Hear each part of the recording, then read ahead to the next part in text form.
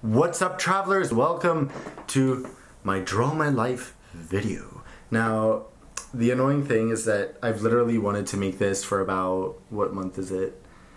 I'd say 6 months, and I've been trying to find ways to do it. Like, at first I thought I'd ask a friend to help me out, then I tried to hire a freelancer, which was a big mistake. So finally, I'm just like, you know what? If I want this to happen, I need to do it. And the reason I didn't want this to happen was because I don't mind drawing. I actually think it's fun. It's just that I don't think you would prefer to see my drawings over someone else, but that's what we're gonna do today. So hopefully you enjoy the content, you enjoy learning about my past and how I grew up. You know, why do I speak like an American, but I was born in the UK? What's the story about all that, and where do I live right now?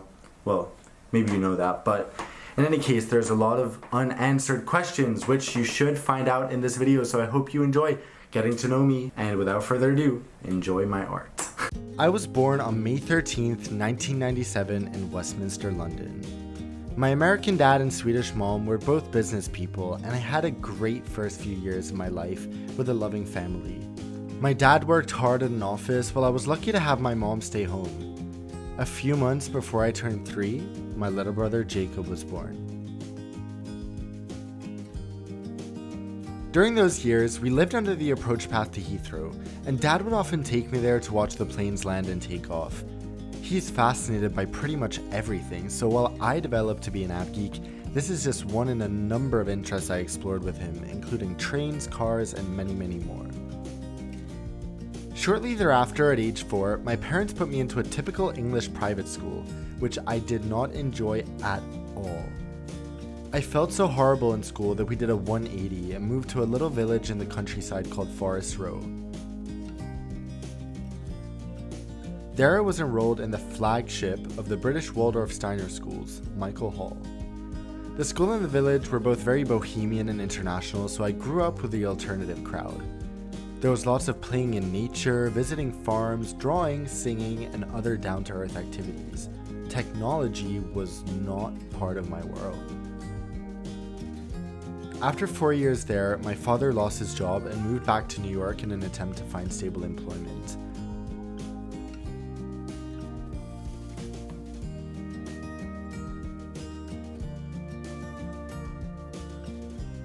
This was, as expected, not the best move for my parents' marriage, and when I was 9, it ended in a dramatic divorce.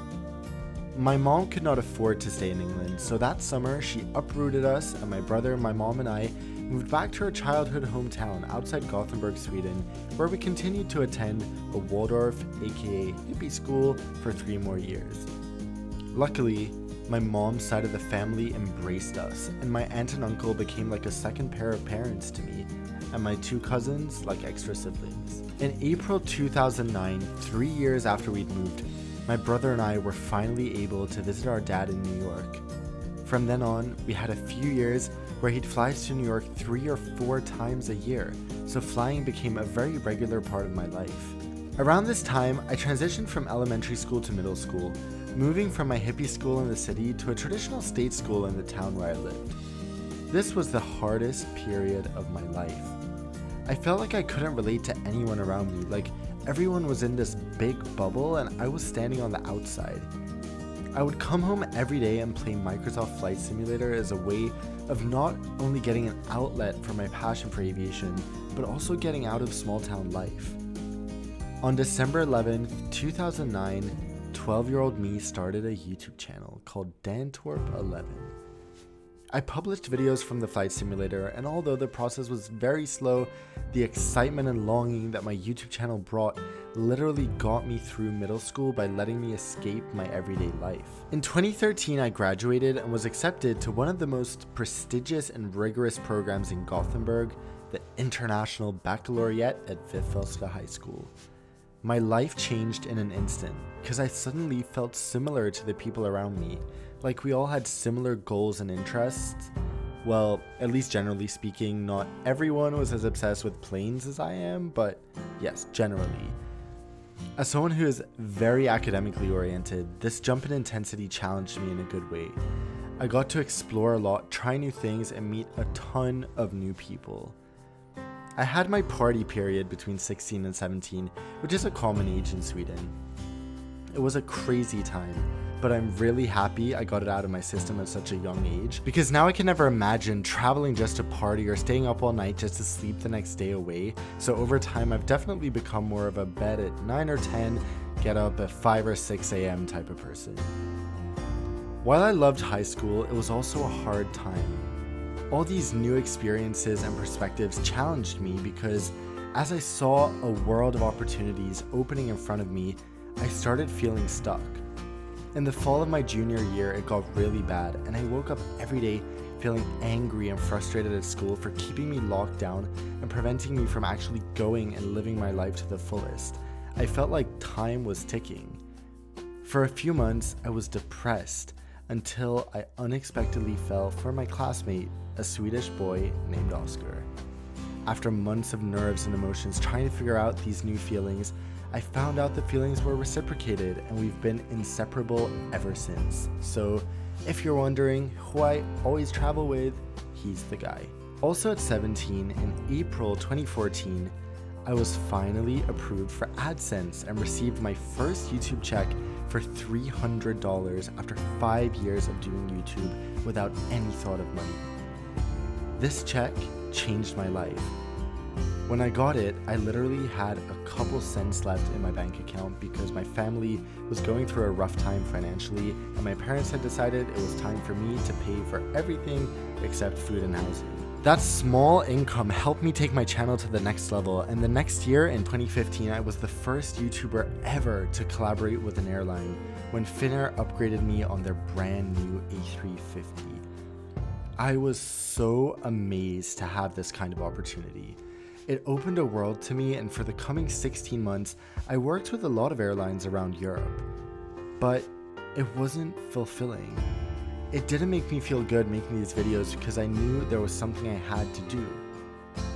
No one can claim to be a flight reviewer if they receive flights for free. To me, that's a simple fact. So it's been almost 18 months since I cut ties with the airlines, and since then, it's just felt so good being able to share with you guys what I honestly think is my true experience. So I'm so happy and blessed that I can do that. And now, as you know, ain't no airline's gonna get away with disappointing me when I've spent my own money or miles on that flight. After graduating high school and IB, Oscar and I traveled to over 20 countries during our gap year. A few highlights were trekking in Peru, visiting friends in Shanghai, and meeting our mutual bestie April Lin, a Singaporean headhunter at a wild cat volunteer program in South Africa. Then, last year in the autumn of 2017, I enrolled at Minerva University, where I'll be getting my undergraduate degree in the coming years. After finishing my freshman year in San Francisco, I now live in Seoul, which is just one of 5 more places where I'm going to be living in the coming 3 years. Now, you all know me as Nonstop Dan. Since I changed names this summer, most of you might not even know that, but I'm just so excited to see what the future holds. All I know is that I'm so grateful to everyone, my family and friends, but especially you guys for supporting me throughout the years that I've built my YouTube channel. So, like my channel has helped me get through tough times and realize my dreams of traveling the world, I hope it can help you in some way realize your dreams and travel as well. And as always, I just want to thank you so much for the support. Thanks for taking this time to get to know me, and I'll see you all in the next video. But until I see you then, fly safe.